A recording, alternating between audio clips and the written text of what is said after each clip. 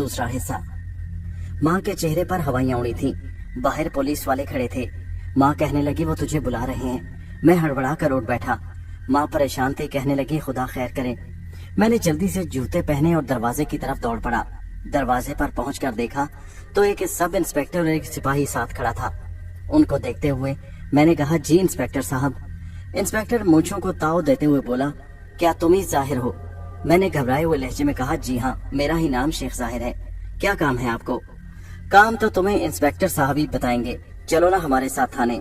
मगर क्यों? आखिर क्या बात है? आप क्यों मुझे थाने ले जाना चाहते हैं? मैंने पूछा।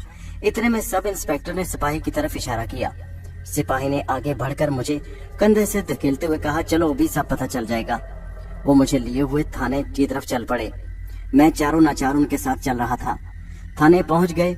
मुझे इंस्पेक्टर के सामने हाजिर किया गया। इंस्पेक्टर ने सर से पांव तक मेरा बगौर तनकीदी जायजा लिया। फिर उसने मेरी तरफ तेज नजरों से घूरते हुए देखकर कहा, क्या यही है वो? सब इंस्पेक्टर बोला, जी हाँ। अच्छा, तो नवाबजादी साहिबा ने इसी की शिकायत लगाई है। ये शक्ल से ही नौसरबाज और लफंगा लुच्चा लगता है। इंस्पेक्टर गजबनाक आंखों से मेरी तरफ देखते हुए बोला, इंस्पेक्टर साहब मैं लफंगा नहीं हूँ, मैं शरीफ आदमी हूँ। मैंने कदरे नागवारी से कहा। इंस्पेक्टर मेरी तरफ कहर आलूद नजरों से देखकर जोरदार कहका लगाकर बोला, अच्छा तो तू शरीफ आदमी है। देख बेटा, इंस्पेक्टर अशरफ अली के आगे तो बड़े बड़े पानी भरते हैं, तुम आखिर किस बाग के मूली हो? जल्दी से बता दो नवाबजादी साहिबा के जेवरात कहाँ छुपाए हैं? जी क्या मतलब? मैंने हैरानी से कहा। नवाबजादी साहब ने तुम पर इल्जाम लगाया है कि तुमने उनके कमरे में घुसकर उनके कमरे से उनके जेवरात चुराए हैं, जो उनके खानदानी जेवरात थे, बहुत ही कीमती गहने थे। मगर इंस्पेक्टर साहब ये सरासर इल्जाम है। मुझे नहीं मालूम कि ये इल्जाम उन्होंने मुझ पर क्यों लगाया। अच्छा, तुम पर इल्जाम उन्होंने क्यों लगाया?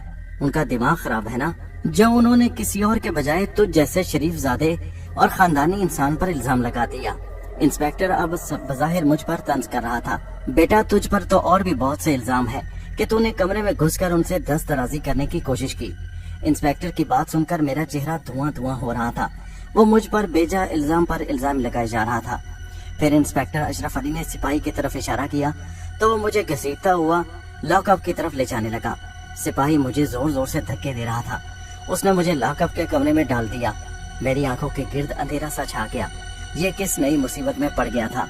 मैं तो रोजी रिज़्क़ की तलाश में नौकरी कर रहा था, मगर यहाँ तो मामला ही उल्टा पड़ गया था। सबात खानम इतनी जालिम और संगदिल निकलेगी और इस तरह के घटिया इल्जाम मुझ पर लगाएगी, मैंने सोचा भी नहीं था।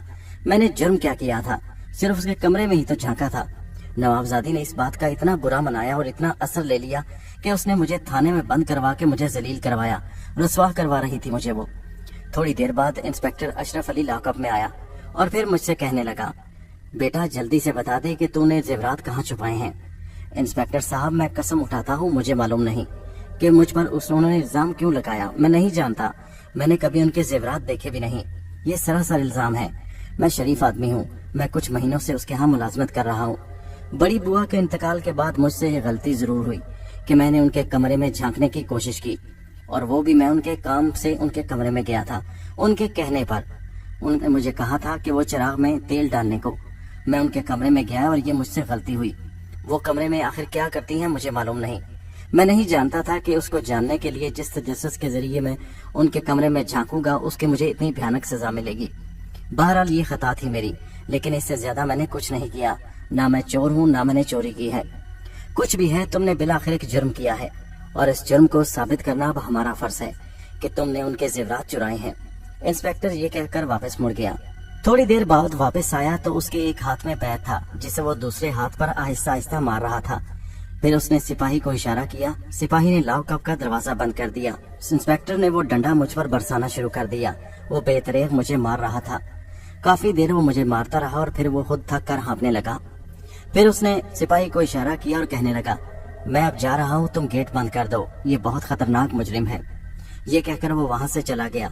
मैं लॉकअप में पड़ा कर आ रहा था। सबात खानम को बद्दुआएं दे रहा था। आखिर उसे मुझसे क्या दुश्मनी थी? मुझे नजीर साहब से किसी तरह से बात करनी चाहिए ताकि वो बात उनके इल्म में आ जाए और वो ही सबात खानम को बताएं कि मैं ऐसा वैसा नहीं हूँ। उनसे जरूर गलतफहमी हुई है। न जाने मैं कितनी देर वहीं पड़ा दर्द से कराहता रहा। सारे जिस्म में दर्द से टीसें उठ रही थी। ये टीसें बर्दाश्त करते हुए वो रात गुजर गई। अगली सुबह इंस्पेक्टर अशरफ अली लॉकअप में आया और कहने लगा, अभी थोड़ी देर में नवाबजादी साहिबा आ रही हैं। तुम्हारे लिए यही बेहतर है कि अपने जुर्म का इकरार कर लो, अपनी गलती मान लो। इस तरह तुम्हारी जान छूट जाएगी, और अगर नहीं तो फिर इसी तरह तुझे मार पड़ती रहेगी। मैंने उसकी तरफ देखा और खामोश होकर रह गया। थोड़ी देर के बाद दरवाजे पर सबाहत खानम मौजूद थी। वो बिना मेरी तरफ देखे हुए कहने लगी, देख लिया अपनी गलती का अंजाम। मैंने कहा था ना कि तुम्हें भयानक सजा दिलवाऊंगी। मगर बीबी, ये तो मुझ पर जेवरात की चोरी का इल्जाम लगा रहे हैं। मुझे नहीं मालूम कि आपके जेवरात कहाँ हैं। सबाहत खानम एक मकरूह कहका लगाकर बोली, मैंने जो कुछ कहा था ना वो साबित कर दिया। मैंने उसकी हंसी को नजरअंदाज करते हुए कहा, नवाबजादी साहिबा आखिर आप मुझसे चाहती क्या है? मैंने कराते हुए कहा। वो कहने लगी, कुछ नहीं, बस जो मैं चाहती हूँ वो तुम करोगे। उन्होंने सवालिया अंदाज में मेरी तरफ देखा। मगर नवाबजादी साहिबा कुछ बताइए तो सही। वो फिर बोली, यहाँ नहीं, ये तुम्हें बाद में पता चलेगा। पहले तुम इस बात का इकरार करो कि मैं जैसा कहूंगी तुम वैसा ही करोगे।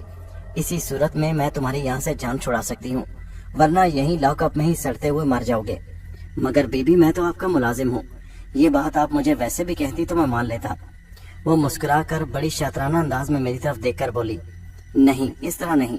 वैसे तुम मेरी बात हरगिज ना मानते, और तुम्हें अब तो पता चल ही चुका है कि मेरे हाथ कितने लंबे हैं। अब यकीनन तुम्हें मेरी ताकत का अंदाजा हो गया है, और बस मैं तुम्हें यही दिखाना चाहती थी, इसीलिए तुम्हें लॉकअप में बंद करवाया है। मैंने कराते हुए कहा, जी हाँ, मुझे बिल्कुल अंदाजा हो चुका है। हाँ तो ठीक है, क्या तुम इस बात का इकरार करते हो कि तुम मेरा हर हुक्म बजा लाने का पाबंद होगे? जी हाँ। तो फिर ठीक है, मैं तुम्हें यहाँ से छुड़ाकर अपने साथ ले जाऊंगी। मैं इंस्पेक्टर से कह देती हूँ कि मैंने तुम्हें माफ कर दिया। इससे पहले कि मैं कुछ कहता, नवाबजादी सबाहत खानम मेरी बात सुने बगैर वापस मुड़ गई। थोड़ी देर बाद दोबारा आई तो उसके साथ सिपाही भी था, और उसने लॉकअप का ताला खोल दिया। दरवाजा खोलकर निहायत हकारत से मेरी तरफ देखकर बोला, चल बे, तेरे मालिक तुझे छुड़ाने आए हैं। मैं लॉकअप से बाहर निकला। सबाहत खानम बाहर मेरी मुंतजर खड़ी थी। इस मर्तबा इंस्पेक्टर अशरफ अली ने मुझे नहीं रोका। सबाहत खानम कुछ कहे बगैर थाने से बाहर निकल आई। थाने से बाहर निकलते ही मैंने देखा कि एक तांगा बाहर तैयार खड़ा था और उस पर कोचवान भी था। सबाहत खानम आगे बढ़कर तांगे पर सवार हो गई और मुझे पिछली सीट पर बैठने का इशारा किया। मैं तांगे पर सवार हुआ। तांगा सुस्त रवि से हवेली की तरफ बढ़ने लगा। थोड़ी ही देर बाद हम हवेली में मौजूद थे। सबाहत खानम सहन में एक शानदार कुर्सी पर विराजमान थी और मैं उनके सामने मौदब खड़ा था। देखो जाहिर, हम नवाबों के कुछ असूल होते हैं। हम नहीं चाहते कि हमारे करिंदे, हमारे मुलाजिम हमारी जाती जिंदगी में मुदाखलत करें। सबसे पहले मुझे ये बताओ कि तुम मेरे कमरे में क्या देख रहे थे? मैंने जितना हुक्म दिया था, अगर तुम उतना ही मेरा हुक्म बजा लाते तो ये मुसीबत तुम पर ना आती। मैंने कुछ कहना चाहा, मगर उसने हाथ के इशारे से मुझे कुछ कहने से रोक दिया और फिर कहने लगी, खैर, जाहिर मैं अच्छी तरह तुम्हें जानती हूँ। सबाहत खानम को तुम यूं ही मत समझो। ये ना समझो कि मैं कमरे से बाहर निकलती नहीं तो मुझे बाहर की दुनिया का इल्म नहीं। सबाहत खानम की नजरें हर तरफ जाती हैं और सब कुछ देख सकती हैं। उसने पहली मर्तबा मुझे शेख जाहिर के नाम से पुकारा था। मैं उसकी जुबान से अपना पूरा नाम सुनकर हैरान रह गया। वो मेरी तरफ देखे बगैर बोलने लगी, मैं जानती हूँ तुम शेख करामत के बेटे हो। तुम्हारा बाप इस शहर का बहुत बड़ा आदमी था। सारा बदायूं उसके सामने झुकता था। उसने बहुत ढेर सारी दौलत और जायदाद छोड़ी, और मैं ये भी जानती हूँ कि भाइयों के रवैये की वजह से तुम इस मामूली नौकरी पर राजी हुए हो। मैं खामोशी से सर झुकाए सबाहत खानम की बातें सुन रहा था। मैं हैरान भी था, मगर जाहिर है वो नवाबजादी थी, अमीर औरत थी। उसके बहुत से मुलाजिम और कारिंदे थे। किसी भी जरिए से उसने मेरे बारे में पता चला लिया होगा कि मैं कौन हूँ। मैंने फिर आहिस्ता सी आवाज में कहा, आप मुझसे क्या चाहती हैं? मैं चाहता था कि उसके साथ दो टोक बात करूं। मैं अपने लहजे को सख्त करना चाहता था, मगर चाहते हुए भी मैं ऐसा न कर सका। सबाहत खानम कुछ लम्हे खामोश रही, फिर कहने लगी, देखो जाहिर, अगर तुम ये समझते हो कि नजीर साहब ने महज इत्तफाकिया तौर पर तुम्हें मेरे यहाँ मुलाजिम रखवाया है तो ये तुम्हारी गलतफहमी है। उन्होंने मेरे कहने पर ही तुम्हें यहाँ हमारी हवेली में मुलाजिम बनाकर भेजा है। मैं दरअसल तुमसे काम लेना चाहती हूँ। मैंने चौंक कर सबाहत खानम की तरफ देखा। कौन सा काम? नहीं, तुम पहले अच्छी तरह सोच लो। तुमने इकरार किया है कि तुम मेरी बात से इनकार नहीं करोगे। अगर इनकार करोगे तो तुम्हारी जिंदगी की मैं कोई जमानत नहीं दे सकती, मैं मजबूर हूँ। उस जालिम औरत ने निहायत मकरूह अंदाज में कहा। मैं उसके आगे बिल्कुल मजबूर था। मैंने कहा, ठीक है, मैं आपको यकीन दिलाता हूँ कि आप जैसा कहेंगी मैं वैसा ही करूँगा। मैं आपका वैसे भी नमकख्वार हूँ। मेरी बात सुनकर वो कहने लगी, शाबाश, देखो शेख ज़ाहिर, दुनिया तुम्हारे बारे में ये कहती है कि तुम्हारे बाप के पास जादुई ताकत थी, वो बदायूं का सबसे ताकतवर इंसान था। लेकिन लोग चाहे जो कुछ भी कहें, चाहे तुम्हारे बाप को जादूगर कहें या कुछ भी, मगर मैं असल हकीकत से आगाह हूँ। तुम्हारे वालिद ने हमजाद को काबू कर रखा था, जिसके जरिए वो बेतहाशा काम लेता था। उसने बेपनाह दौलत इकट्ठी कर रखी थी। उसने बड़े बड़ों को तिगनी का नाच नचाया था। तुम्हारे बाप के पास हमजाद की एक ऐसी ताकत थी जिससे वो कुछ भी काम ले सकता था, और तुम्हारे बाप ने उससे हर वो काम लिया जो वो ले सकता था। मैं सब कुछ जानती हूँ। मैं तुम्हारे वालिद के बारे में एक एक बात जानती हूँ, उसके दुश्मन कौन थे और उसने कैसी जिंदगी गुजारी। सबात खानम की बातें सुनकर मैंने हैरानी से उसकी तरफ देखा। वो कहने लगी, देखो, हैरान होने की जरूरत नहीं। मैं जानती हूँ कि मैं जो कुछ कह रही हूँ वो सच है। मेरे मरहूम शौहर ने भी एक जमाने में हमजाद को काबू करने के लिए बड़े जतन किए थे, मगर वो इसमें नाकाम हो रहा। तुम्हारे बाप से इस बारे में उसने सवाल किया था, मगर तुम्हारे बाप ने ये बताने से गुरेज से काम लिया, और ये राज उसने किसी पर जाहिर नहीं किया। मैंने कहा, अगर मेरे बाप ने ये राज जाहिर नहीं किया तो मैं क्या कर सकता हूँ? वो कहने लगी, तुम ही सब कुछ कर सकते हो। मैं बस इतना चाहती हूँ कि तुम किसी तरीके से वो तावीज, वो किताब मेरे हवाले कर दो, जिसके जरिए तुम्हारे बाप ने हमजाद को काबू में किया था, जिसमें हमजाद को काबू में करने के तमाम नुस्खे और तमाम हिदायत दर्ज थी, जिसमें वो चिल्ला मुकम्मल तफसील से लिखा था। मैं वो किताब चाहती हूँ, वो तुम मेरे हवाले कर दो तो तुम्हारी जान छूट जाएगी। मैंने नवाबजादी सबात खानम की बात सुनकर गहरी सांस लेते हुए कहा, देखिए नवाबजादी साहिबा, पहली बात तो ये है कि मुझे इस बात का कतई इल्म नहीं कि मेरे बाप ने किसे काबू में कर रखा था। मैं तो ये समझता था कि उनके कब्जे में कोई मौकल होगा या कोई जिन होगा, मगर आपकी मेहरबानी से मुझे ये मालूम हुआ कि उनके कब्जे में एक हमजाद था। और दूसरी बात ये कि वो नुस्खा, वो तावीज़, वो किताब, वो मेरे पास नहीं है। वो किताब उनके जिंदगी में ही कहीं गायब हो चुकी थी, या उन्होंने खुद उसे खत्म कर दिया था। आप उसे लेकर क्या करेंगी? मैंने हैरानी से आखिरी सवाल किया। सबात खानम तेज लहजे में बोली, ये तुम्हारा काम नहीं, और देखो, मुझसे झूठ बोलने की कोशिश मत करो। देखिए नवाबजादी साहिबा, मैं सच कहता हूँ, मेरे पास वो कोई किताब नहीं। हमने पुरानी हवेली बेच दी, और उसके साथ साथ वो सामान भी खत्म हो गया। मेरे भाइयों के पास भी ऐसी कोई किताब नहीं। मैं जानता हूँ, मेरे भाइयों से भी पूछ चुका हूँ। वो गजबनाक होकर मेरी तरफ देखने लगी और बोली, मैंने इस बारे में सारी मालूमात हासिल कर ली हैं। मैं जानती हूँ तुम्हें या तुम्हारी माँ को इस बारे में मुकम्मल मालूमात है कि वो किताब कहाँ थी। अगर वो तुम किताब सीधी तरह मेरे हवाले कर दो तो तुम्हारी जान की जमानत दी जा सकती है। मेरे बेहद इनकार के बावजूद उसने मेरी एक न सुनी। कहने लगी, देखो, मैं तुम्हें मोहलत देती हूँ, 2 महीने की मोहलत। तुम किसी भी तरीके से वो किताब तलाश करके मेरे हवाले कर दो, चाहे भाइयों के पास जाओ, चाहे पुरानी हवेली का एक एक कोना खोद डालो, मगर मुझे वो किताब हर हालत में चाहिए। अब तुम जा सकते हो, और ये मत सोचना कि तुम कहीं भाग सकते हो। मेरे हर कारे, मेरे कारिंदे हर घड़ी तुम पर नजर रखेंगे। तुम यहाँ से कहीं भाग नहीं सकते। मैंने कुछ कहने के लिए मुंह खोला ही था कि उसने हाथ के इशारे से मुझे रोक दिया और जाने का इशारा किया। मैं थके थके कदमों से बाहर आ गया।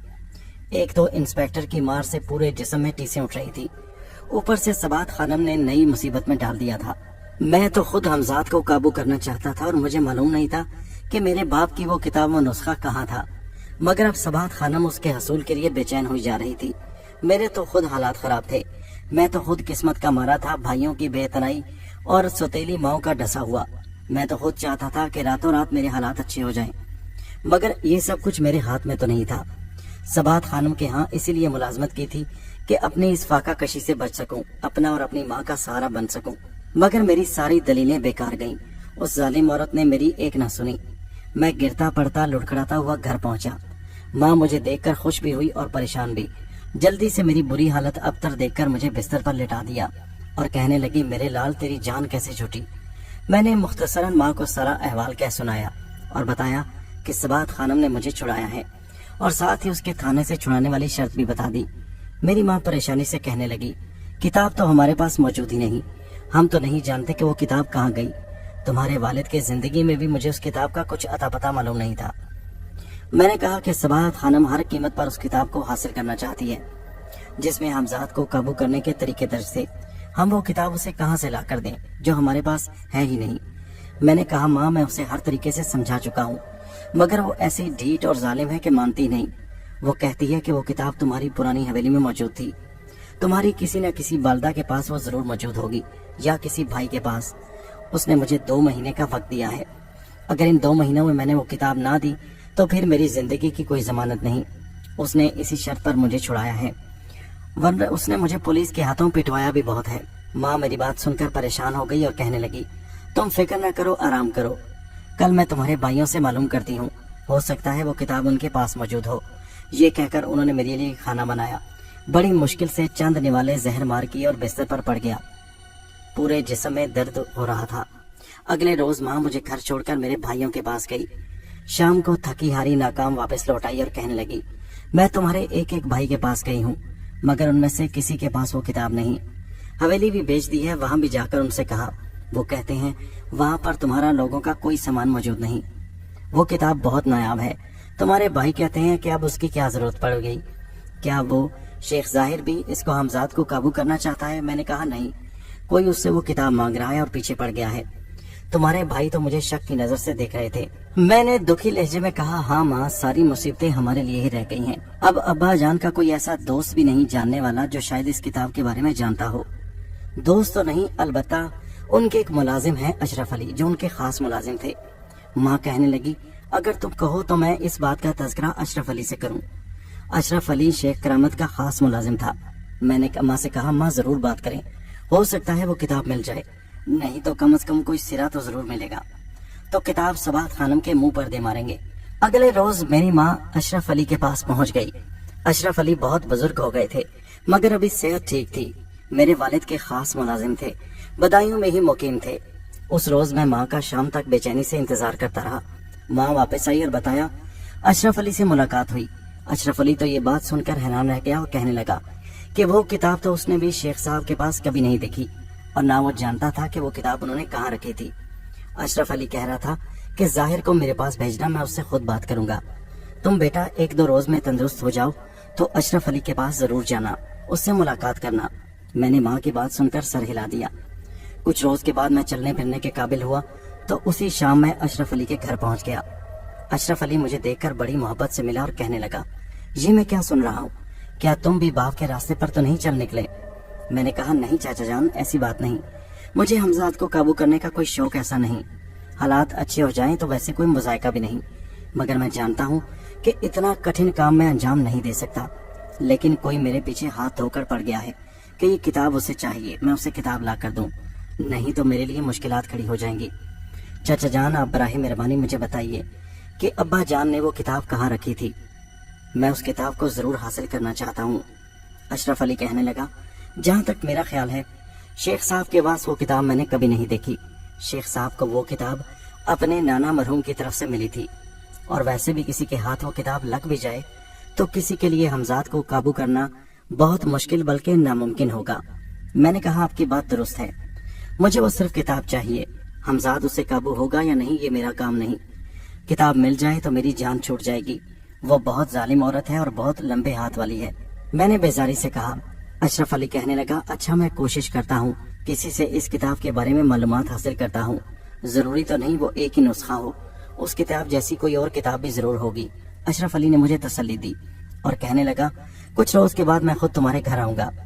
دل میں بڑی بے چینی تھی، یہ نوکری تو میرے گلے ہی پڑ گئی تھی۔ اس نوکری سے میری بھوک کیا ختم ہونی تھی، الٹا جان بچانا مشکل ہو گئی تھی۔ صباحت خانہ میرے پیچھے ہاتھ دھو کر پڑ گئی تھی۔ میں نہیں جانتا تھا کہ باپ کے مرنے کے بعد بھی یہ حمزاد ہمارا پیچھا نہیں چھوڑے گا۔ اشرف علی نے میری کافی آؤ بھگت کی، مجھے کھانا کھلایا اور بہت ڈھیر ساری تسلی دے کر مجھے گھر کی طرف رخصت کیا۔ میں اشرف علی کے آنے کا انتظار کرنے لگا۔ کچھ روز گزرنے کے بعد، بڑی بے چینی سے انتظار کے بعد، آخر اشرف علی اس شام ہمارے گھر آیا۔ ماں سے ملاقات کی اور پھر مجھے لے کر ایک تنہائی میں کونے میں بیٹھ گیا اور کہنے لگا، دیکھو شیخ صاحب، میری بات غور سے سننا۔ تمہارے باپ شیخ کرامت کے پاس جو نسخہ تھا، جو کتاب تھی، اس کا ملنا بہت مشکل ہے بلکہ ناممکن ہے۔ میں نے کافی چھان بین کی ہے، میرے علم کے مطابق وہ کتاب تمہارے کسی بھائی یا کسی سوتیلی ماں کے پاس بھی موجود نہیں، لیکن ہاں، اس جیسا نسخہ تمہیں ایک اور جگہ سے مل سکتا ہے۔ اس بات کا پتہ بھی میں نے بہت مشکل سے چلایا ہے، مگر وہ شخص تمہیں وہ کتاب دے گا یا نہیں، یہ کچھ کہنا قبل از وقت ہوگا، لیکن اس کے لیے تمہیں اس آدمی کی خوشنودی حاصل کرنا ہوگی، اس آدمی کو جا کر راضی کرنا ہوگا۔ میں نہیں سمجھتا کہ وہ اتنی آسانی سے یہ نسخہ تمہارے حوالے کر دے گا، گو کہ اس شخص نے خود بھی حمزاد کو ابھی تک قابو نہیں کیا۔ لیکن یہ بات سچ ہے کہ اس کے پاس حقیقی اور اصلی نسخہ ابھی بھی موجود ہے۔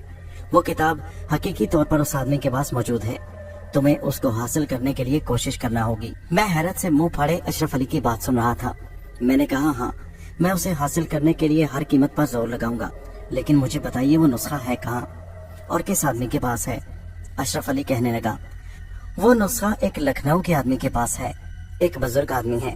لکھنؤ میں تمہیں ان کے پاس جانا ہوگا اور ان سے ہر قیمت پر وہ نسخہ حاصل کرنا ہوگا۔ اس کے لیے تمہیں کیا پاپڑ بیلنے ہوں گے یہ تمہارا کام ہے۔ میں تمہیں اس شخص کا پتہ بتائی دیتا ہوں۔ اس کے بعد اشرف علی نے مجھے لکھنؤ میں مقیم اس آدمی کا پتہ سمجھانا شروع کر دیا جس کے پاس میرے والد شیخ کرامت والا حمزاد کو قابو کرنے کا نسخہ موجود تھا۔ وہ نسخہ نہیں بلکہ میری اپنی نجات تھی، میری اپنی زندگی کی ضمانت تھی، جسے میں صباحت خانم کے حوالے کر کے اپنی جان چھڑا سکتا تھا۔ میں نے اشرف علی کی بات کو غور سے سننا شروع کر دیا۔ دوستو، یہ کہانی جاری ہے، اس کا اگلا حصہ نیکسٹ ویڈیو میں ملاحظہ کیجیے۔